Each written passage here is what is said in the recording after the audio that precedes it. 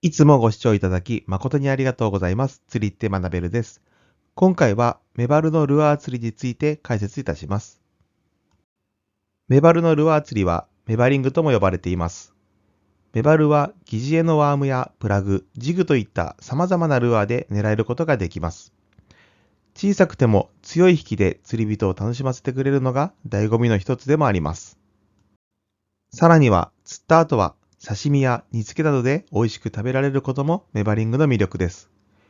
今回はメバルをルアーで狙うためのタックルや場所の違いによる攻略方法、そして釣れないとき最後に試してみたいテクニックなどを紹介いたします。最後までよろしくお願いいたします。メバルをルアーで釣るためのポイントは次の5つになります。岩礁帯やモバ周辺、本命はテトラ、夜間は常夜灯、ジグヘッドはソリッドティップ、海が穏やかでナイデル火、一定の深さを水平に動く速度。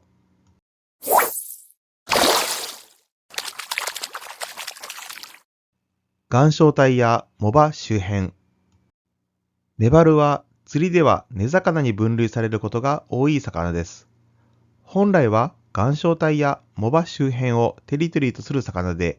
根や岩の隙間に入り込むことはありません。そのため、根魚狙いのように穴を確かめるような釣り方はしないので覚えておきましょう。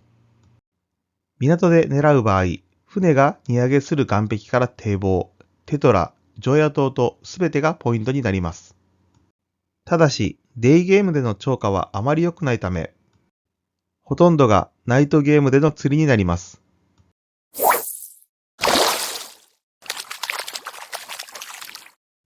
本命はテトラ、夜間は常夜灯。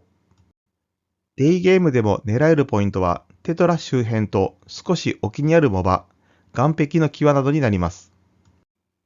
これらはメタルジグやバイブレーションを使って誘うと効率よく釣ることができます。特に際にいるメバルは季節によりますが、メバルの姿を直接見ながら狙うこともできるので、デイゲームならではの醍醐味が味わえます。しかし、メバルの本番は何といっても夜になります。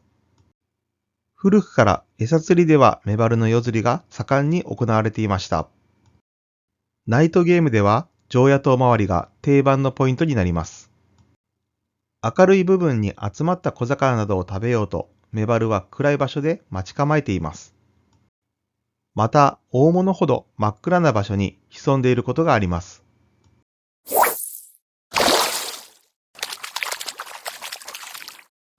ジグヘッドはソリッドティップ、ロッド、メバルはワーム、ルアーを噛み砕くようにバイトするため、その時に抵抗を和らげる柔らかいティップ、竿先が好ましいです。硬いと引っ張り合いのようになってしまい、メバルのあたりを弾いて針がかりしないことが多くなります。この食い込みの良さや軽量ルアーの投げやすさから考えると、他のロッドで流用が効くものはほとんどないため、メバリング専用ロッドがベストとなります。メバリングロッドにはソリッドタイプとチューブラータイプがあります。ロッドティップ、竿先のことを指しており、ソリッドティップは柔らかく食わせ重視。チューブラーティップは操作性とフッキング重視という感じになります。ジグヘッドリグがメインとなる場合、最初に購入するならソリッドティップがおすすめです。フッキングを意識しなくても、そのままリールを巻き続けることでフッキングまで行えるため、初心者にはおすすめです。ロッドの長さは体格に合わせるのも大切で、一般的には8フィート以下が使われます。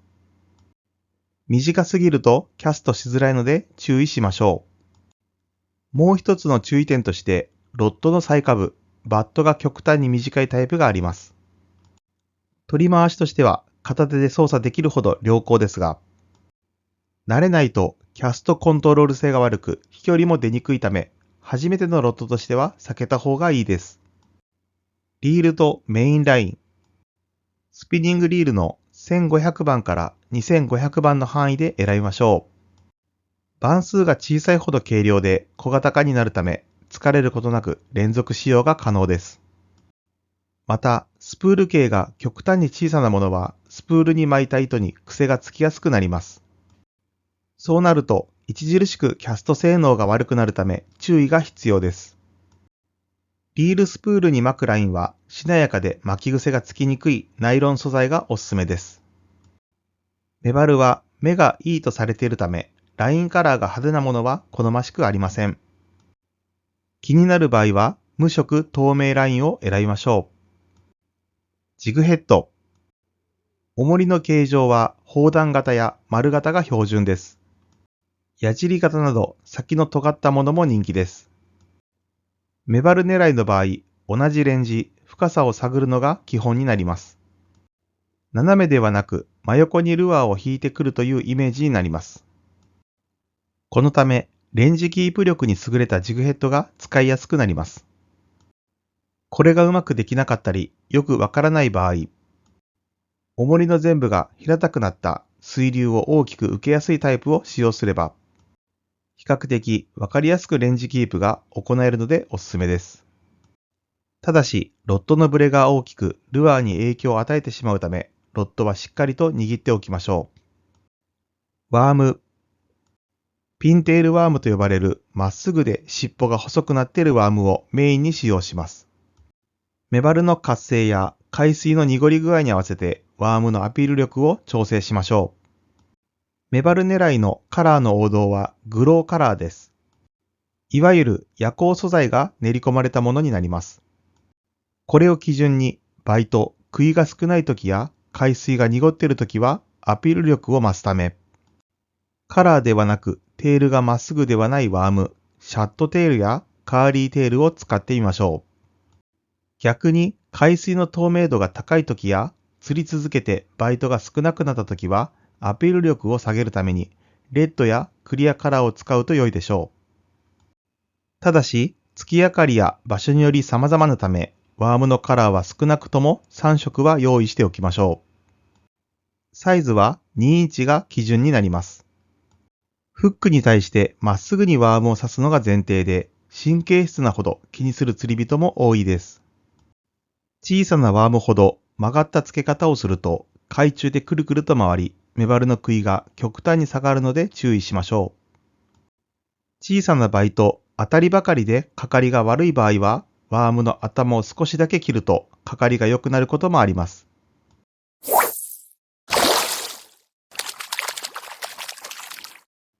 海が穏やかでナイてる日。メバリングを始める場合、最初からナイトゲームがおすすめです。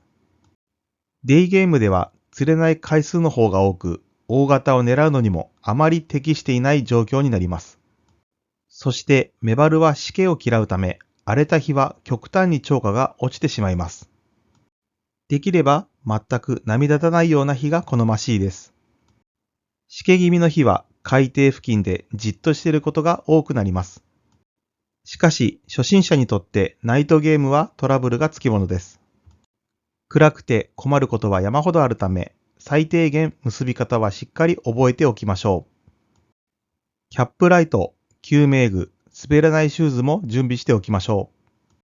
初めて行く場所では明るいうちに下見をしておきましょう。日が暮れたら堤防の付け根から探り始め、船の間、コーナー部分などくまなくルアーを通していきましょう。最低でも一つのポイントで3回はキャストしてみましょう。バイトがなければ次々とポイントを変えて狙うことをランガンと言います。もちろん釣れればそこで釣れなくなるまで粘れば良いです。魚がいる場所を探し当てることが最大の目的、醍醐味にもなります。常夜灯周辺は暗い部分を狙う。ナイトゲームではどんな魚を狙う場合でも常夜灯周辺は外せないポイントです。食べられる側のベイトたちは周囲が見渡せる明るい場所へと集まり、暗い部分にはそれを狙う魚、フィッシュイーターが待ち構えているといった食物連鎖の構図になっています。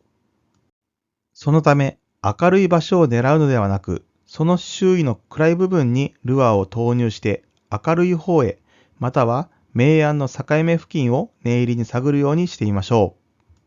常夜灯周辺は数回キャストして釣れなかったからといって諦めるのではなく、入れ替わり魚が寄ってくる場所にもなりますので、粘って回遊してくる魚を待つか、場所を変えるかが悩みどころでもあります。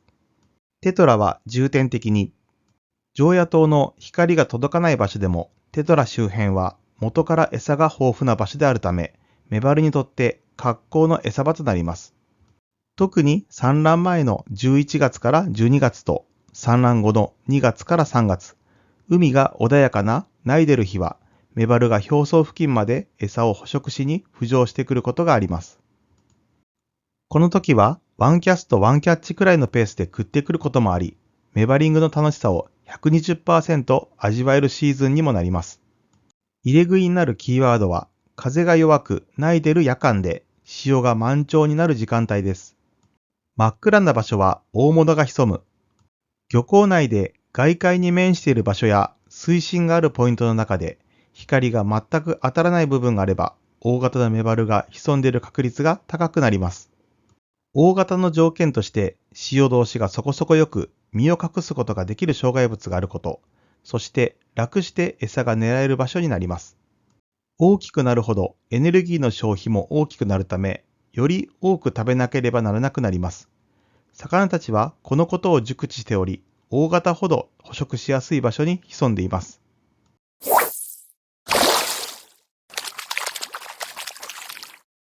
一定の深さを水平に動く速度。ベタナギを釣れというほどメバルはしけを嫌う傾向にあります。しかし、メバルがその場所から大きく移動するわけではなく、海が静まるまで海底付近でじっとしていることが多いです。この時、メバルの食い気は落ちているものの、全くルアーで狙えないわけではありません。狙い方として、円筒したルアーをできるだけまっすぐにフォールさせて海底まで沈めます。着底したら、ルアーを根がかりしないようにしながら、できるだけゆっくりと引きます。時折引くのをやめて、再度ルアーを海底に落として、ルアーが浮き上がっていないか確認しながら、徹底して底付近を狙ってみましょう。これでバイトがなければ少しずつ浅く狙うようにしてみましょう。軽いジグヘッドで実践するのは少々難しいですが、これができるようになればいろんな状況でメバルを確保しやすくなります。これは釣っている最中でも急に起こることで、釣り始めに浅いレンジで釣れて、そのうち釣れなくなってもメバルがいなくなったのではなく、深い場所へ移動したことも考えられるため、場所移動をする前に試してみると良いです。フッキングテクニック。今回の紹介しているメバル狙いでは基本となるジグヘッドリグになります。これに合ったロッドはソリッドティップモデルになります。これを使う場合、メバルのついばむようなバイトがあっても、針にかかるまでそのままリールを巻き続けて自動的に針がかりさせるのが基本です。無理にフッキングさせようとロッドを動かすと針が刺さらないことが多くあります。逆にチューブラーティップモデルを購入した場合は、バイトがあればロッドを引いてフッキングさせることが必要となります。リトリーブ速度。メバルはルアー釣りの中でも超低速でルアーを引きながら狙う釣り方になります。基本は一定の深さをルアーが水平に動く速度が目安です。状況により変わりますが、リールハンドルを2秒間に1回転くらい程度になります。バイトがない場合は、速くしたり遅くして調整してみましょう。1尾でも釣れれば、その速度で再度試してみましょう。最後まで諦めない。目いっぱいキャストしてゆっくりとルアーを引いて狙っていると、ルアーが足元付近に来たとき、リールを急いで巻いてルアーを回収し、次のキャストを急ぐことも多いと思います。ナイトゲームでは暗くて分かりづらくなりますが、ルアーの後ろからメバルがついてきていることも多いです。ルアーに飛びつくきっかけがなく、そのままついてきたという感じになります。そのため、ルアーが海面に出ようとする瞬間に飛びついてくることがあります。また、堤防では敷石付近に潜んでいる個体も多く、足元でヒットするケースがよくあるため、ルアーは最後まで気を抜かないように引いていきましょう。